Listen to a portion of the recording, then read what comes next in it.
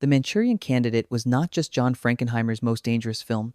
It was a $2,200,000 production, in which half the budget belonged to a single star who used a sitting president to force a reluctant studio's hand, directed by a man who had never made a theatrical feature anyone remembered, built on a novel funded secretly by the man who fired its author, and then buried for 15 years, not by grief or politics, but by contractual revenge, so petty that when the rights finally reverted, the man who owned them had already forgotten he did. We are digging into the wreckage of the Manchurian Candidate with 15 secrets the studio tried to bury, secrets locked inside Variety trade filings, the documented financial arrangements that produced the suppression myth, the censorship board negotiations that reduced an incest scene to a kiss, and the CIA's own declassified confirmation that the film's central premise was, simultaneously, their actual operational objective. Richard Condon had spent 22 years in Hollywood as a press agent, working for Walt Disney, 20th Century Fox, and United Artists, before the man who employed him at UA, executive Max Youngstein, arrived at a decision so simultaneously brutal and generous that it deserves its own entry in the history of American publishing. Youngstein, who had apparently been watching Condon waste his considerable intelligence on publicity copy for years, began quietly deducting small amounts from Condon's salary without his knowledge. When Condon was eventually dismissed from UA, United Artists, Youngstein presented him with the accumulated deductions in the form of a Mexican bank account and the key to an oceanside house. His instructions were direct: go write your book. Condon, who had been complaining for years that he was wasting his time in Hollywood, discovered on the day of his firing that his former employer had been financing his escape from it for months. The novel Condon subsequently wrote, The Manchurian Candidate, published in 1959, carried a dedication to Youngstein. The dedication was the most precise literary acknowledgement in post-war American fiction, a novelist publicly thanking the man who fired him for making it possible. The film made from that novel was co-produced by the same United Artists where Youngstein had arranged Condon's involuntary liberation.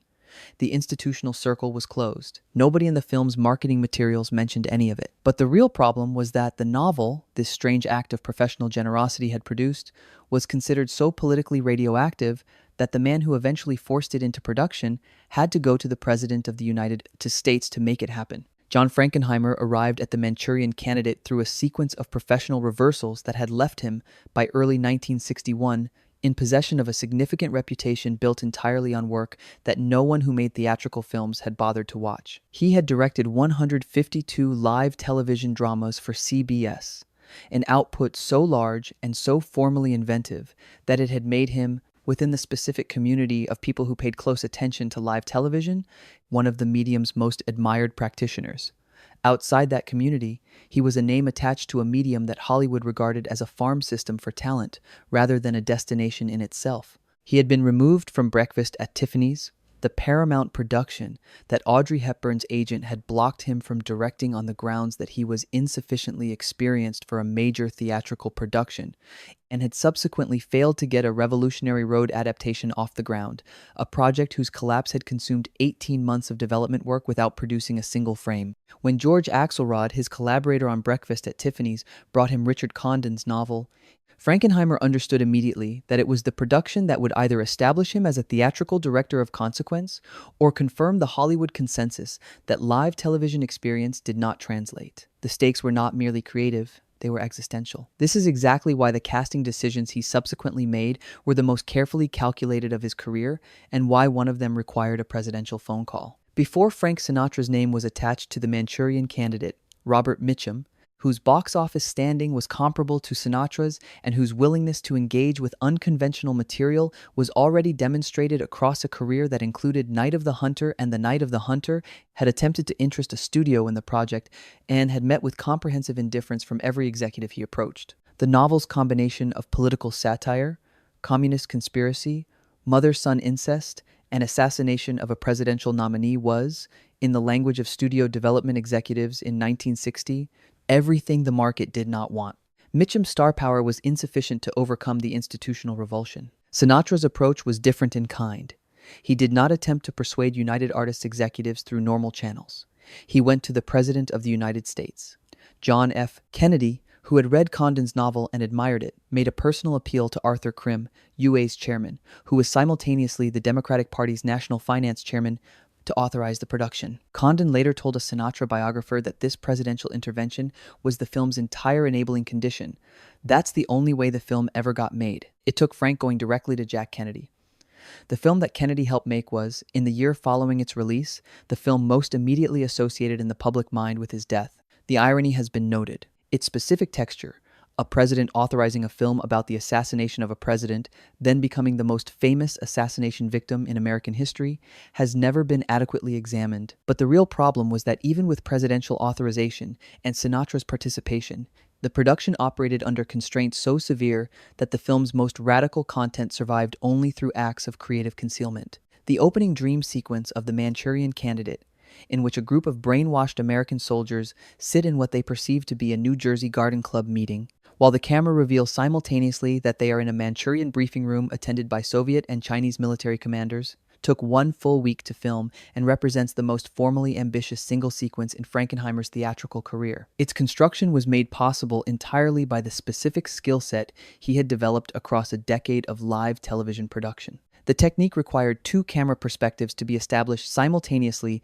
in the same physical space, one that showed the Garden Club, one that showed the Communist Conclave, each spatially credible from its own axis, each revealed by a camera movement that could be executed only if the set had been engineered to accommodate both readings without compromising either. Production designer Richard Silbert, who would subsequently design Chinatown, Shampoo, and Reds, and whose formal intelligence was among the most sophisticated in Hollywood, built the set to Frankenheimer's exact specifications, constructing a space that functioned as 2 different rooms, depending on which direction the camera faced and which performers it framed. The result was a sequence that critics and film scholars have consistently identified as the film's most formally inventive achievement, and whose invention was entirely dependent on a director's ability to think in terms of live, simultaneous, multi-camera spatial relationships, the foundational grammar of live television that Hollywood had spent a decade dismissing as irrelevant to theatrical filmmaking. This is exactly why the sequence that established Frankenheimer's theatrical reputation was built from skills the theatrical industry had refused to value. George Axelrod's screenplay contains one of the more specific acts of literary appropriation in the history of Hollywood writing, preserved in production records and confirmed in Axelrod's own subsequent interviews. The extended lecture on hydrangea cultivation delivered by the Garden Club chairwoman during the brainwashing sequence, the precise, botanically specific, tonally banal passage of horticultural instruction that plays simultaneously as comedy and horror, was copied verbatim from a commercial seed catalog. Axelrod had been searching for language that would be simultaneously authentic in its specificity, boring in its register, and available without clearance costs. The seed catalog supplied all 3 requirements simultaneously.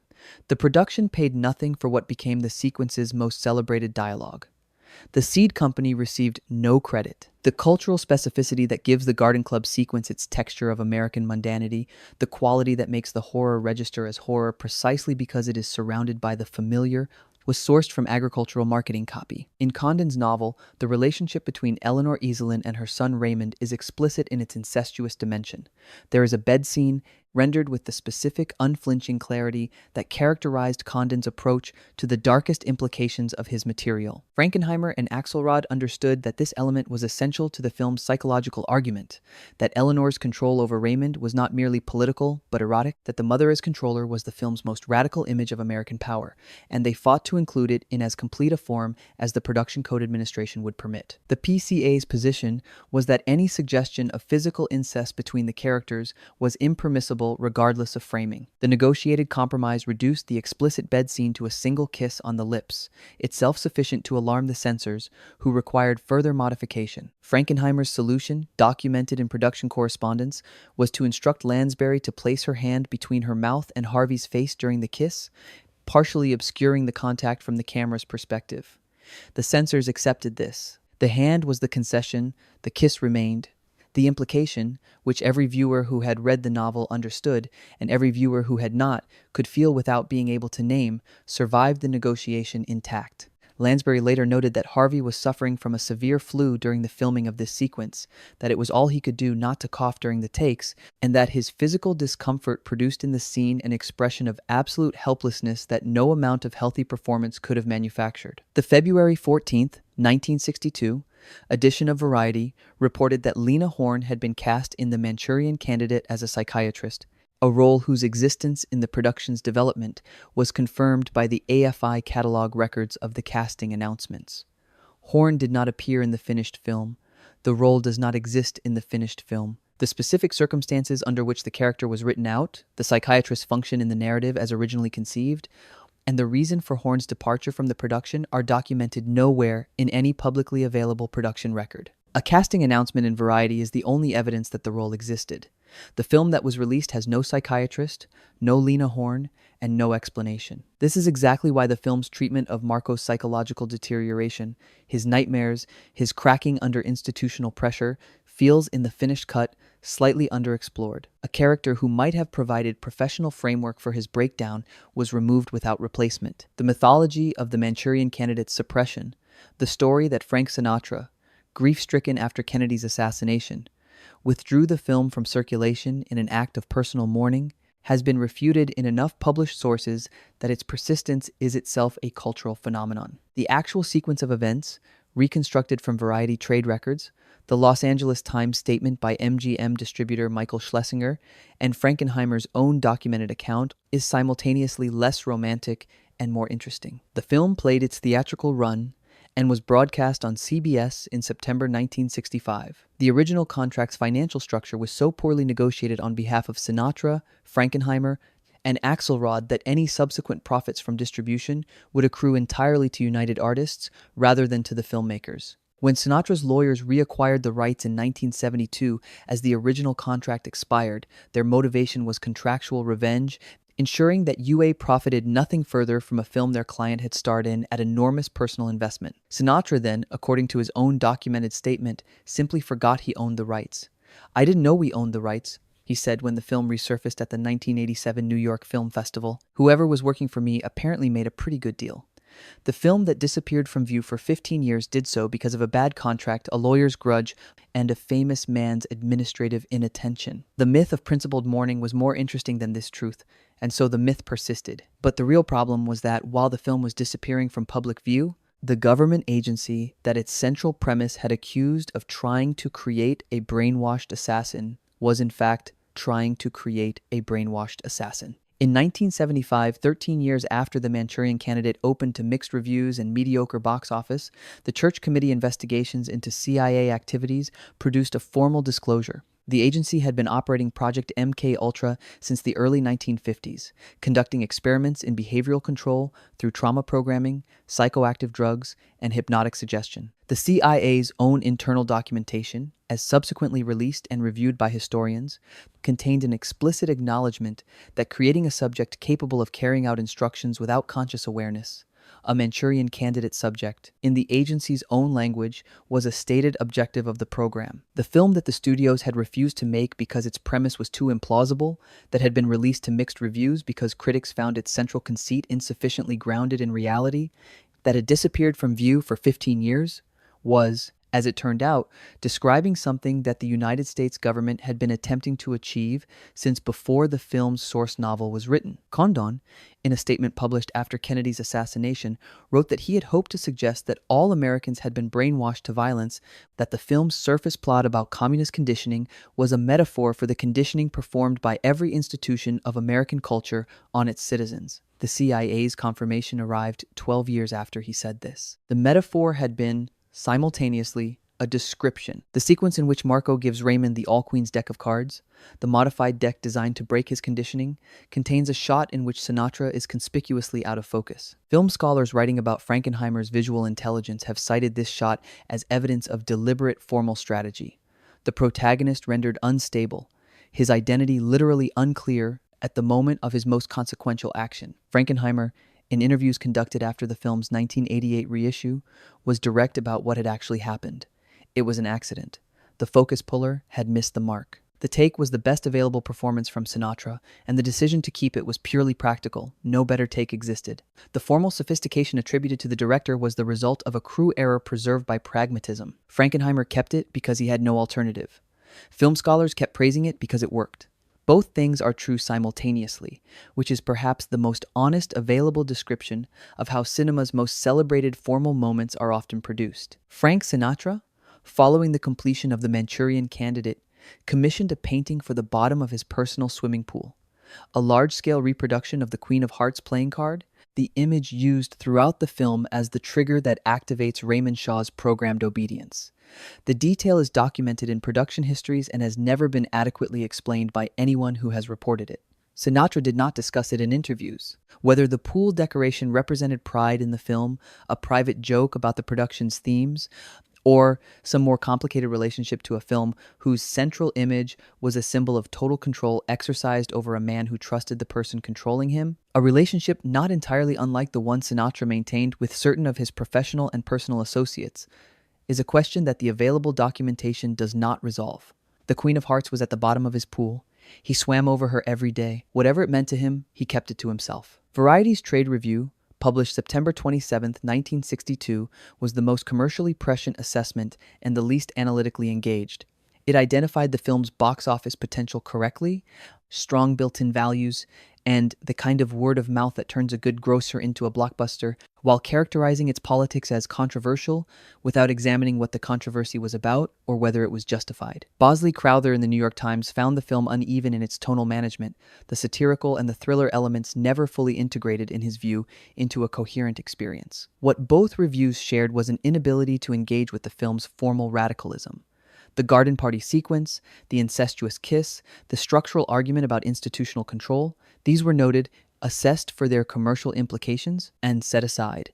Pauline Kael, who was more generous than either, called it the most sophisticated satire ever made in Hollywood, which was the closest any 1962 review came to identifying what the film was actually doing, and which still stopped short of examining why it was doing it. But the algorithm of history has vindicated The Manchurian Candidate as the film that was most completely right about its cultural moment and most completely invisible to the cultural moment it was right about. The film, released in October 1962 during the Cuban Missile Crisis, to an audience whose anxiety about communist infiltration was at its absolute peak, was a film that argued the real threat was not external infiltration but internal conditioning, that the machinery of American politics, media, and family was performing its own brainwashing through mechanisms more sophisticated and more durable than anything the communists had managed in Manchuria. The CIA's 1975 MKUltra disclosure confirmed the film's literal premise.